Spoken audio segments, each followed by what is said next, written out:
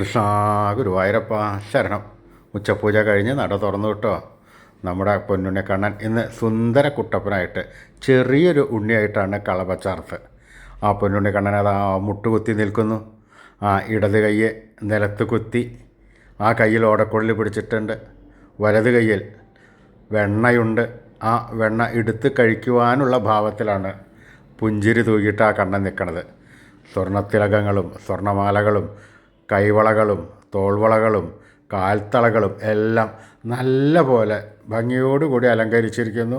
അത് മുഴുവൻ തെളിഞ്ഞ് തെളിഞ്ഞ് കാണുവാനുണ്ട്. സ്വർണ്ണ കിരീടം ചാർത്തിയിരിക്കും. കിരീടത്തിന്മേൽ തിരുമുടിമാലകളും വനമാലകളും ചാർത്തിയിരിക്കുന്നു. അങ്ങനെ ആ പൊന്നുണ്ണി കണ്ണനെ കാണാൻ എന്തൊരു ഭംഗിയാണെന്നോ. ഒരു നിമിഷം നിങ്ങളൊന്ന് കണ്ണടച്ച ആ രൂപമൊന്ന് മനസ്സിൽ വിചാരിച്ചു നോക്കൂ. നിങ്ങളുടെ മനസ്സിൻ്റെ ഉള്ളിൽ ആ കണ്ണൻ തെളിയുന്നതാണ്. ആ കണ്ണൻ്റെ തൃക്കാൽക്കൽ വീണ് നമസ്കരിക്കുക, പ്രാർത്ഥിക്കുക. നാരായണ